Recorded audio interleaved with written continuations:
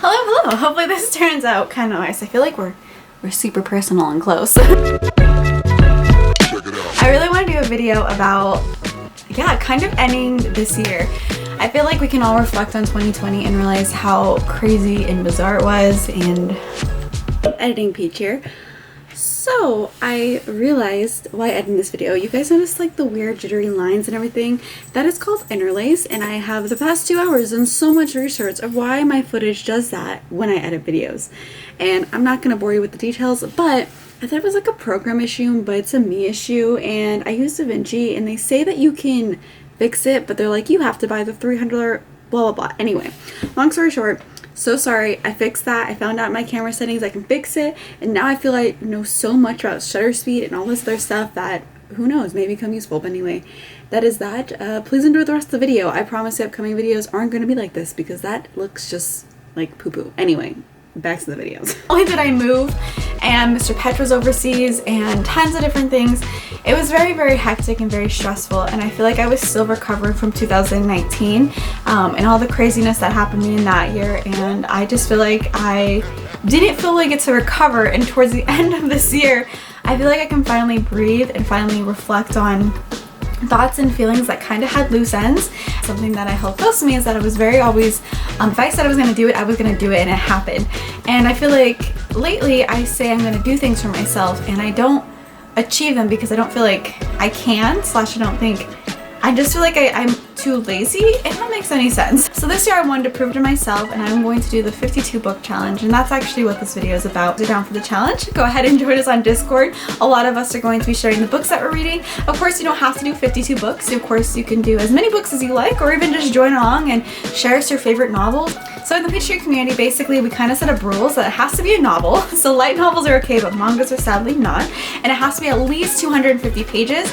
Of course, if it's a little bit lower, you can always read a book that's maybe a little bit higher than you normally read, or things like that. At the end of the day, there's no reward who reads the most books and no penalty for the person who reads the least. It's all kind of fun and games, and to be honest, it's kind of like if you lie or cheat, it's really only affecting yourself, because this challenge is kind of, I guess we're all trying to prove how much we can do. Here's the first year that I have not finished a book. I picked up 6 different books this year, read half of them, and then just life got crazy. And then towards the end of the year, I've been itching to read, but I've been kind of holding it off for this challenge. So I kind of want to share a couple of the books that I feel like I want to start with, and maybe they'll give you guys ideas or get you guys excited about the upcoming reads. I'm also thinking I'm going to keep a journal, an actual physical journal that I want to basically write a tiny review to myself about what I thought of the book and rate it. And I think it'd just be cool at the very end to see all the books that I read. And I'm hoping to really get to 52. I think it'll be crazy to say that I could read 52 books in a year. So as you guys know, I recently moved to Okinawa, Japan, and I've been really wanting to learn more about the history. I've been learning here and there about it, and I've been going to some historical sites, but I really want to read more about the Battle of Okinawa. I actually picked up this book in States before I left at a thrift store, and I was very, very excited. A book thrift store, so it was like a secondhand bookstore, which those are my absolute favorite. You find such good finds and such good quality books for like dirt cheap. This one says it was $7, but I bet you I got a better deal than that. This is also another kind of like war book. You'll kind of see a theme of the books I'm interested in. This one is Cradle. Basically, it talks about the atomic bomb and things like that, and kind of what it means, and it talks about this guy's life. This book, actually, I heard it's pretty witty. Like, it has some jokes in it, and it's pretty comical. I don't know too much about the book. I was actually really, really intrigued by the cover, and then I read into it, and I just thought it seemed really interesting. This one's actually a little bit shorter. I think this is only like 220, so I have some bigger books that I'm gonna make up for this one. But yeah, I'm really excited to pick this up once again. I think I got pretty much all of these books at a secondhand bookstore. Yeah, I'm really, really excited for this book. It's been one that was on my like must read, and I was waiting for it to go paperback so I could get it cheaper as well.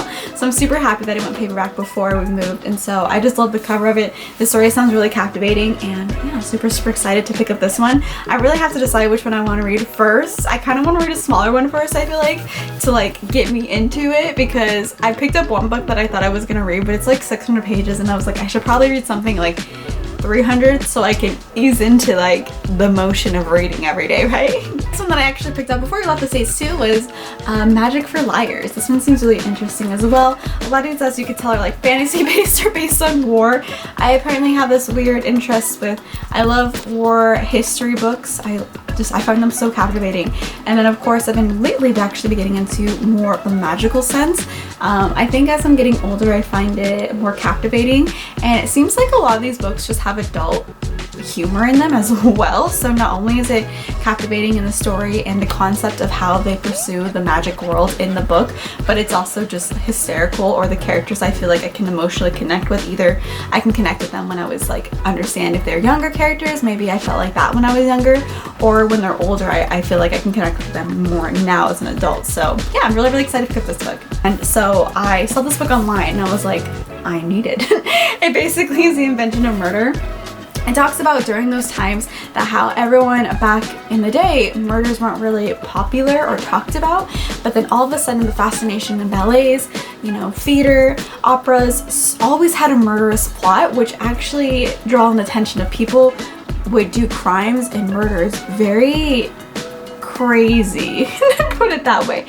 So it kind of goes into topics of serial killers, the people who were mad, the bad, just it's a very interesting cases back in the day. But I really wanted to make a video talking about books, and if you guys are doing the challenge, please leave a comment down below, or if you guys have any book recommendations, please let me know.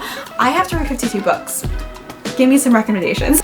So I'm really excited for 2021. I know it kind of sounds pretty messed up because we're still heavily in a pandemic, and sadly I don't think it's going to go away anytime soon, but this year 2021 I really plan on focusing on myself, and I hope you guys feel the same way and this motivates you guys to focus on yourself as well, because a lot of us have a lot of extra time nowadays, either working from home or just having a lot more free time because we can't go out and do the things we normally do.